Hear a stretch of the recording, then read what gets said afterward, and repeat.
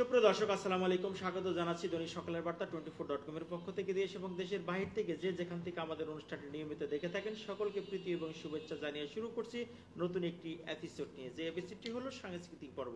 সাংস্কৃতিক পর্ব নিয়ে যদিও খুব একটি কথা আমাদের আলোচনা করা হয় না, এবং সাংস্কৃতিক বিষয় নিয়ে খুব একটি কিন্তু আমাদের মধ্যে খুব একটি যে আলোড়ন সৃষ্টি করে সেটাও কিন্তু আমাদের নেই। কারণ দিন যাচ্ছে আর সংস্কৃতি আস্তে আস্তে কেমন জানি একটি নীরব হয়ে পড়ছে, এবং সিনেমা হলগুলো আস্তে আস্তে বন্ধ হয়ে যাচ্ছে। যারা প্রযোজক পরিচালক যারা আছে তারাও কিন্তু খুব একটি ভালো একটি অবস্থান করতে পারছে না। একটি সময় কিন্তু চলচ্চিত্র কি ব্যাপক একটি আলোড়ন সৃষ্টি হতো, কিন্তু সেটা কিন্তু এখন নেই।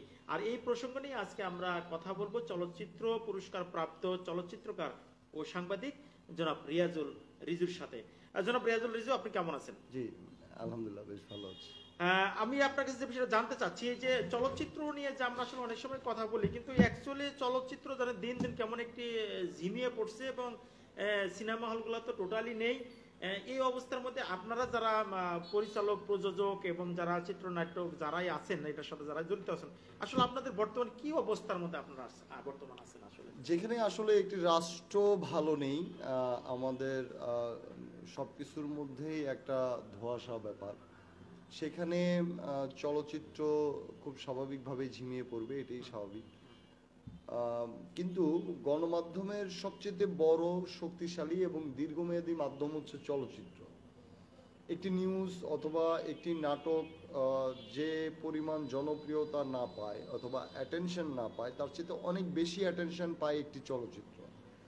এবং এটার জাতীয় আন্তর্জাতিক পরিমণ্ডলে বাংলাদেশের সংস্কৃতিকে ব্র্যান্ডিং করার জন্য চলচ্চিত্রের কোনো বিকল্প নেই।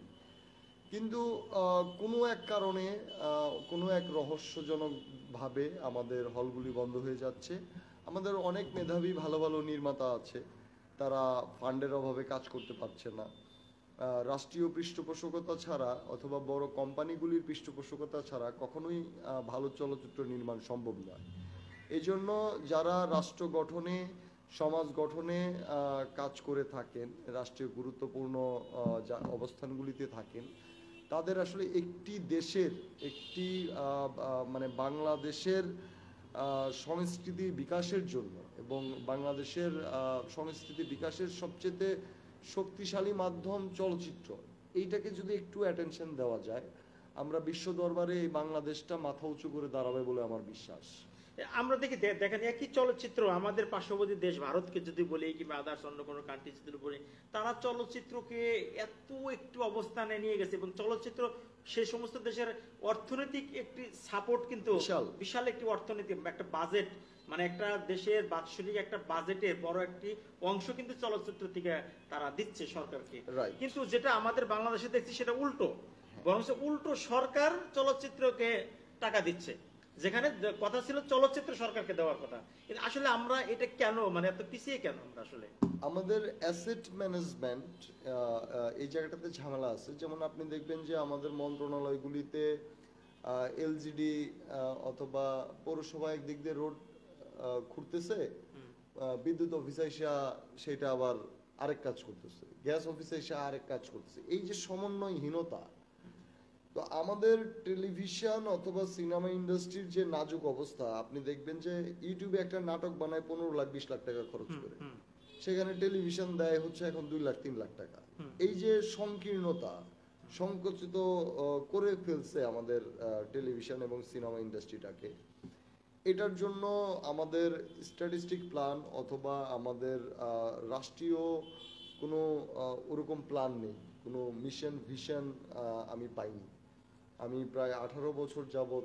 এটা কি শুধু রাষ্ট্রেরই দোষ, নাকি যারা নির্মাতা পরিচালক এবং যারা এটা অভিনয় শিল্প যারা আছে তাদেরও এখানে কোনো দায়ভার আছে? অবশ্যই দায়বদ্ধতা আছে। যেমন আমি বলবো যে আমাদের অনেক মেধাবী নির্মাতা আছে, কিন্তু আপনি একটা সুস্থ স্বাভাবিক পরিবেশ না পেলে আপনি কিভাবে নির্মাণ করবেন? সেই নির্মাণ করার জন্য কথার কথা যে হলিউডে অথবা বলিউডে, হলিউড অনেক বড় ব্যাপার, আমরা যদি পাশের দেশকে নিয়েও কথা বলি, সেই দেশের আমাদের একটা সিনেমা নির্মাণ করছে প্রায় 2000, 2500, 3000 কোটি রুপি। সেখানে আমাদের সরকারি পৃষ্ঠপোষকতায় সর্বোচ্চ 70 লাখ 80 লাখ টাকা। যেটা একটা সিনেমার কিছুই না আসলে। একটা ভালো প্রোডাকশন বানাতে গেলে যে মানের ক্যামেরা, যে ধরনের সেট নির্মাণ, অথবা একজন শিল্পীকে তৈরি করার জন্য 6 মাস, 1 বছর, 2 বছর ব্যাপী তাকে তার কস্টিউম, তার বডি ল্যাঙ্গুয়েজ, তার এক্সপ্রেশন এগুলো ডেভেলপ করতে হয়। অথবা আমি যে সাবজেক্টটা নিয়ে কাজ করব সেটা রিসার্চ অ্যান্ড ডেভেলপমেন্টে যে টাইমটা দিতে হয়, এইটা আসলে আমাদের এই বাজেট নাই। আর যখন আপনার বাজেট নাই, যেমন আপনি ইন্ডিয়াতে দেখবেন মারোয়ারি ব্যবসায়ীরা হচ্ছে কলকাতা এবং তামিল তেলেগুর ইন্ডাস্ট্রিটা কে চেঞ্জ করে ফেলছে, এবং অনেক ভালো ভালো প্রোডাকশন হাউস ওইখানে কাজ করে। তো এখন সেই জায়গা থেকে আমাদের তো ওইরকম কোনো প্রোডাকশন হাউস নেই। প্রোডাকশন হাউস বলতে যে পূর্ণাঙ্গ বিষয়টা বোঝায়। আবার আমাদের কর্পোরেট যে হাউসগুলি তারাও আমাদের যে ওরকম পৃষ্ঠপোষকতা করছে। আপনারা যে প্রোডাকশন হাউসের কথা বলছেন, কিন্তু আমার প্রশ্ন হলো যে সরকার সাপোর্ট দিল, আর্থিকভাবে নয় সাপোর্ট দিল, কিন্তু অভিনয়, প্রযোজক, পরিচালক এটার তো সরকার সাপোর্ট দেবে, এটা তো অবশ্যই ব্যক্তি ওয়াইজ এটা তৈরি করতে হবে। একটা অভিনেতা, তারপরে তার অভিনয়ের ধরন ইত্যাদি, মানে এটা তো একটা ব্যক্তি ওয়াইজ। আসলে কি আমরা যেটাকে বলি হিরো হিরোইন কিংবা আরো যারা অভিনেতা এদের মানে এদের জন্য কি আসলে চলচ্চিত্রটাকে আসলে পিছিয়ে যাচ্ছে না কিনা? না না, আমি আপনাকে কনসেপ্টটা বলি। আপনি শত বছর, হাজার বছরের ইতিহাস ঘেঁটে দেখবেন, সংস্কৃতি কখনো পৃষ্ঠপোষকতা ছাড়া আগায় নাই। আগে যখন রাজা বাদশার যুগ ছিল তখন হচ্ছে রাজা বাদশারা এটার পৃষ্ঠপোষকতা করতো, গান, নাচ, শিল্প, যে কোনো কিছু। আমাদের সিনেমা ইন্ডাস্ট্রির সূচনা কে করেছে? ঢাকার নবাবরা। তো অনেক আদি বনেদি অভিজাত সম্ভ্রান্ত মানুষজনগুলি হচ্ছে এই অঙ্গনে জড়িত ছিল। এখন আহ, অশ্লীল যুগের পরে এইটার ইমেজটা এত বাজেভাবে ধস নেমেছে যে এখানে এখন কোনো ভদ্রলোক আসতে চায় না। এটা একটা কারণ। তো এর মাঝখানে বিচ্ছিন্ন যাও কিছু মানুষ আসে, কিন্তু তাদের এই ইয়ের কারণে অনেকে পিছিয়ে আছে। আর পৃষ্ঠপোষকতা ছাড়া আগে সরকার ব্যবস্থা ডেভেলপ হওয়ার পরে আপনি দেখবেন যে জিয়াউর রহমানের সময় খুব ভালো ভালো সিনেমা হয়েছে, এরশাদের আমলেও হয়েছে। এই দুইটা সময়ে আমাদের দেশে চলচ্চিত্রের শিল্পের ব্যাপক উন্নয়ন হয়েছে। তো এর পরবর্তীতে গিয়ে কিন্তু আমরা খেই হারিয়ে ফেলছি। আমি আপনার কাছে কটা প্রশ্ন করবো, সেটি হলো যে চলচ্চিত্র ধ্বংস হওয়ার জন্য সামাজিক মাধ্যমের কোনো ভূমিকা আছে কিনা? না না, এটা আমি মনে করি না। আগেও আপনার ছিল না, ওই সময় যাত্রাপালায় অশ্লীল সময় ছিল। অশ্লীল যুগে আপনি দেখবেন যে অশ্লীল যুগের পাশাপাশি অনেক ভালো ভালো সিনেমা। সামাজিক যোগাযোগটা বলতে আমরা ফেসবুক, ইউটিউবে যে পরিমাণ খুব সহজে আমরা পেয়ে যাচ্ছি অনেক কিছু, এইটা কোনো বিষয়ই না। এইটা কখনো এটার কম্পিটিটর হইতে পারে না। আমি যখন 1000 কোটি টাকা দিয়ে একটা সিনেমা বানাবো অথবা 500 কোটি টাকার সিনেমা, সেইখানে ওই ফেসবুক কন্টেন্টে কি হইলো না হইলো এটা কোনো সাবজেক্টই না। বাহুবলী সিনেমা তাহলে বিজনেস করতে পারতো না, মেগাধীরা পারতো না, অথবা লাস্ট হচ্ছে আমাদের শাহরুখ খানের যে সিনেমাটা, এরা ওয়ার্ল্ড ওয়াইড। এইটা হচ্ছে marketing policy, brand communication, marketing যে টিমটা কাজ করে, এরকম কোনো টিমই নাই আমাদের দেশে। টিভি নেই। আমি আপনার কাছে যে আরেকটু কিছু কথা, আপনি কত বছর ধরে আসলে কাজ করেন এই এই চলচ্চিত্রতে? আপনি কত বছর ধরে কাজ করেন? এইটা আমি ক্লাস 7-8 থেকে আসলে শুরু করেছিলাম পথনাটক, মঞ্চনাটক দিয়ে। যে আমাদের টাঙ্গাইলে নিরালা মোড়ে যে ত্রিবেণী, এইখানে আমি পথনাটক দিয়ে শুরু করেছিলাম। তার আগে একটা শো করেছিলাম ধূমকেতু নামের, আমাদের একটা ক্লাব ছিল বিশ্বাস বেদকায়। ওই ক্লাব থেকে আমরা প্রথম একটা মঞ্চ নাটক করি। পরবর্তীতে ত্রিবেণীর সাথে অনেকগুলি পথনাটক, মঞ্চ নাটক করি। আমাকে এইখানে মানে আমাকে আমার দক্ষতা অর্জনে যে সহযোগিতা করেছিল আমার ওস্তাদ বিভূতি ভট্টাচার্য, ওনার মাধ্যমে শুরু হয়েছিল। তো এর পরবর্তীতে গিয়ে আমি ঢাকায় চলে যাই 2004 সালে। 4 সালে ঢাকায় চলে যাই, তখন আমি দর্শনে পড়ি করুটিয়াতে। এবং ওই সময় ঢাকায় গিয়ে আমি নিমকো গণমাধ্যম, জাতীয় গণমাধ্যম ইনস্টিটিউট, বিএফআই, এরকম অভিনেতা এবং নির্দেশক শাহেদ শরীফ খান, ওনার মাধ্যমে আমার টেলিভিশনে নাটকে নির্মাণের যাত্রাটা শুরু হয়।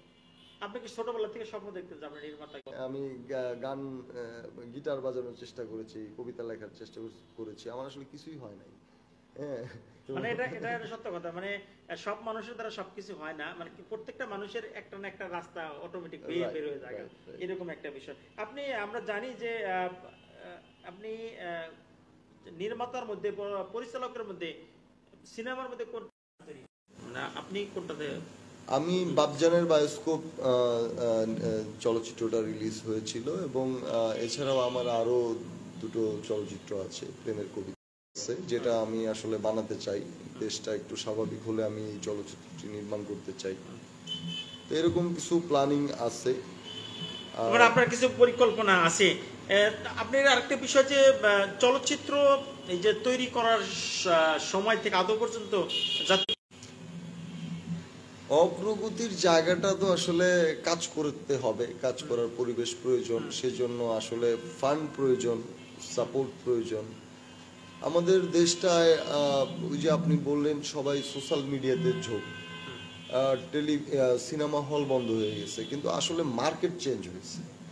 সিনেমার বিজনেস কিন্তু জাস্ট মার্কেটটা চেঞ্জ হয়ে গেছে। আপনি এখন একটা সিনেমা ওয়ার্ল্ড ওয়াইড ডিস্ট্রিবিউট করতে পারতেছেন, যেটা খুব ইজি। আগে এটা এত সহজ কোনো ব্যাপার ছিল না, আগে এটা কোনো সহজ ছিল না। তারপরে আপনি ওটিটি প্ল্যাটফর্মে দেখাতে পারছেন, আপনি টেলিভিশনে দেখাতে পারছেন, আমাদের অনেকগুলি সিনেপ্লেক্স হয়েছে। আগে যারা চলচ্চিত্রের বিজনেস করতো তাদের সিনেমা হল ছিল, তারা সিনেমার বিজনেস করতো, এটা একটা প্যাকেজিং ছিল। তো এখন এই মানুষজনগুলির বয়স হয়ে গিয়েছে, তারা নতুন সিস্টেমের সাথে অনেকেই অভ্যস্ত না, যে কারণে তারা ব্যাপারটা বুঝতে পারছে না। এখন যেমন আমাদের একটা ফেস্টিভ্যালে যদি সে স্ক্রিনিং করে তাও একটা সম্মানই পায়, এবং সে যদি ফেস্টিভ্যালে জিতে আসে তাহলে একটা হিউজ সম্মানই পায়, যেটা একটা সিনেমা বানানোর টাকা আমাদের দেশে যে বাজেটে কাজ হয়। তো এই বিষয়গুলি যে অর্থলগ্নিকারী মানুষটা তাকে বোঝাতে পারা অথবা সে বুঝতে পারা, এটা একটা পড়াশোনা অথবা একটা স্মার্টনেসের বিষয়। আপনারা যারা পরিচালক প্রযোজক আপনারা যারা আছেন, আমি যতটুকু জানি আপনাদের ইনভেস্টার কারা, মানে আপনাদের নিজেদের টাকাই একটি বড় অংশ ইনভেস্টার, নাকি আদার্স কোন জায়গা থেকে আমরা ইনভেস্টার আপনারা হয়? এটা অনেকভাবে হয়। এটা আপনার হচ্ছে যে স্পন্সর হিসেবে অনেকে সাপোর্ট দেয়, অনেকে আছে যে প্রযোজনার এই ঝামেলা আমি নিতে পারবো না, আমি প্রযোজক তুমি, আমি ইনভেস্টমেন্ট করবো তোমাকে, তুমি আমার টাকাটা লাভ সহ ফেরত দিবে, অথবা আমার টাকাটা শুধু ফেরত দিবে, লাভও লাগবে না। এরকম শিল্পমনা মানুষ অসংখ্য আছে এদেশে। হয়তো তার সাথে আমার কানেক্ট হচ্ছে না, অথবা আমার চিন্তা তার চিন্তার সাথে মিলছে না, অথবা দেখা হচ্ছে না, এরকম আর কি। আর এমনিতেই তো এখন দেশের যে অবস্থা, একটা নতুন সরকার গঠন না হওয়া পর্যন্ত। আপনার নতুন পরিকল্পনা কি আছে? নতুন পরিকল্পনা, কাঙাল হরিনাথ মজুমদারকে নিয়ে চলচ্চিত্রটাই আমার এখন একটা ড্রিম প্রজেক্ট। এই স্ক্রিপ্টটা আমি ডেভেলপ করেছি প্রায় 5 ইয়ার্স, এবং ফ্যাসিস্ট সরকারের আমলে আমি এটা 6 বার জমা দিয়েছি অনুদানের জন্য। আমি আজ পর্যন্ত অনুদান পাইনি। আমাকে সামহাউ ব্ল্যাকলিস্ট করে রাখা হয়েছিল তথ্য মন্ত্রণালয়ে। তো এটা ওনারাই ভালো বলতে পারবে কেন করেছিল, কি করেছিলাম। তার মানে আপনি কতদিন আপনি ইয়ে থেকে ছিলেন, মানে দূরে সরে ছিলেন, যে ব্ল্যাকলিস্টে ছিল? আসলে আমি টানা কাজ করে গেছি। 2010 সালে আমি প্রথম টেলিভিশনে জয়েন করি নিউজ প্রডিউসার হিসেবে। আমার সাংবাদিকতার ওস্তাদ ছিল তৌফিক শান্ত। তো শান্ত ভাইয়ের মাধ্যমে আমার যাত্রা শুরু হওয়ার পরে আমি নাটক বানিয়েছি প্রথম, তারপরে সাংবাদিকতা শুরু হয় 2010-এ। 18 পর্যন্ত 17 পর্যন্ত এসিটিভিতে ছিলাম, 7-8 বছর। তো এরপরে একটা গ্যাপ যায়, বিভিন্ন ডকুমেন্টারি এবং হচ্ছে বিজ্ঞাপন চিত্র নির্মাণ করি। তো এর ফাঁকে ফাঁকে 17 থেকে আমি অনুদান জমা দেওয়া শুরু করেছি। এখন ক্লান্ত হয়ে আর জমা দিই না, কারণ ওই সিনেমাটা করতে গিয়ে ইম্যাচিউর ছিলাম, কমিউনিকেশন দক্ষতা। আপনি একটু কথা বলে গেছেন যে আপনি ব্ল্যাক লিস্টে ছিলেন, আপনি এটা কি কোনো রাজনৈতিক ইয়ের মধ্যে পড়ে গেছিলেন কিনা আপনি, এরকম কিছু? হতে পারে, কারণ আমি তো একটা সময় ছাত্র দলের পলিটিক্সের সাথে খুব অ্যাক্টিভ ছিলাম। হয়তো ন্যাশনাল অ্যাওয়ার্ডের সময় বিষয়টা খেয়াল করে নাই, পরবর্তীতে যখন অনেকগুলি ন্যাশনাল অ্যাওয়ার্ড পেয়েছি কম বয়সে, তখন হচ্ছে যে এটা নিয়ে অনেক হইচই পড়ে যায় দেশে বিদেশে। তখন হয়তো বা খুঁজে দেখেছে যে আমি আমার ডিপার্টমেন্টে ব্যাকগ্রাউন্ডটা তখন তারা খুঁজে দেখেছে। তার মানে চলচ্চিত্রের মধ্যে রাজনৈতিক যে একটা প্রভাব বিস্তার ঢুকে গেছে, এটা আপনি নিজেও একজন প্রমাণিত, আপনি নিজের চাক্ষুষ প্রমাণিত। এবং শুধু তাই নয়, এবং আমরা সম্প্রতি দেখছি যে অনেক নায়ক নায়িকা এবং অভিনেতা যখন তারা একটা দলকে সাপোর্ট করে ইতিমধ্যে অনেকে নির্বাচনও করছে, অনেকে এমপি হয়েছে, কিন্তু এখন দেখা যাচ্ছে যে সরকার পরিবর্তনের সাথে তারাও এখন লাপাত্তা এবং তারা গা ঢাকা দিয়েছে। মানে এটাই যদি হয়ে থাকে আসলে শিল্পীদের কি আসলে রাজনীতি করাটা আসলে ঠিক কিনা? না, আমার আমার মনে হয় না শিল্পীদের রাজনীতি করা ঠিক, কারণ ওইটাই একটা রাজনীতি। আমি একটা সিনেমা বানাচ্ছি, ওই সিনেমাটাই পলিটিক্যাল সিনেমা। রাইট, ওর ভিতরে তো সরকার দলীয় বিরোধী দলীয় আর অনেক কিছু করা যায়, যেটা রাজনীতির চাইতে বেশি শক্তিশালী ভাবে করা যায়। সেটা একটা চলচ্চিত্র নির্মাণে করা যায়, সেটা একটা নাটক নির্মাণ করে করা যায়, একটা নিউজ করে করা যায়। তো আমাকে ফিল্ডেই রাজনীতি কেন করতে হবে? রাজনীতি তো একটা দর্শন। তো আমি যদি চলচ্চিত্রের মাধ্যমে সেই দর্শনটাকে ফুটিয়ে তুলতে পারি, তাহলে এর চাইতে সুন্দর কিছু তার হইতে পারে না। রাইট, আমরা একদম শেষ প্রান্তে চলে আসছি। আমরা আমরা জানতে পারছি আপনি একটা হোমিও চিকিৎসক, মানে হোমিও প্র্যাকটিস আপনি করেন। আসলে হোমিও প্র্যাকটিসের পাশাপাশি আপনি চলচ্চিত্র নিয়ে কাজ, মানে কেমন যেন একটু কোনটার সাথে কোনটা মিলতেছে না কেমন? আসলে বিষয়টা হচ্ছে যে আমার বাবা বাংলাদেশ হোমিওপ্যাথিক মেডিকেল পরিষদের সভাপতি, টাঙ্গাইলের এই হোমিও কলেজটা প্রতিষ্ঠাও উনি অন্যতম একজন।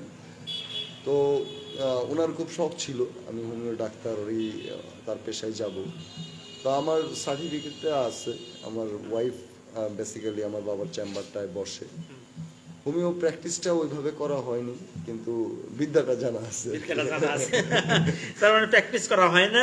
সুপ্রিয় দর্শক, আমরা কথা বলছিলাম রিয়াজুল রিজুর সাথে, যিনি জাতীয় চলচ্চিত্র পরিচালক এবং তিনি বেশ কয়েকটি নাটক এবং সিনেমাও তিনি করেছেন এবং তিনি একজন স্বনামধন্য সাংবাদিকও। আমরা তার সাথে কথা বলছিলাম। আমরা একদম শেষ প্রান্তে চলে আসি। জনাব রিয়াজুল রিজু, একদম শেষে যে কথাটি বলতে চাচ্ছি, আপনার আগামী ভবিষ্যৎ পরিকল্পনা টাঙ্গাইলের সাংস্কৃতিক নিয়ে আসলে আপনার কি পরিকল্পনা আছে? এবং আমরা একটা যোগ করি যে টাঙ্গাইলের সাংস্কৃতিক নগরী হিসাবে কিছুদিন কিন্তু ব্যাপক আলোচনা সৃষ্টি হয়েছিল। সাংস্কৃতিক নগর হিসাবে টাঙ্গাইলকে ঘোষণা করা, সম্প্রতি বিগত যে সরকারটা চলে গেছে শেখ হাসিনা, সেই সময় কিন্তু শেখ হাসিনা টাঙ্গাইলকে সাংস্কৃতিক নগর হিসাবে ঘোষণা করার একটা ঘোষণাও তিনি দিয়ে গেছিলেন। সেটা বাস্তবায়ন করার জন্য অনেক সময় সভা, সেমিনার, মানববন্ধন অনেক কিছু হয়েছে। আসলে এর মধ্যে আসলে আপনার কোনো পরিকল্পনা আছে কিনা, মানে কি মতামত আছে কিনা? আসলে উনি ওনার মতো বলেছে।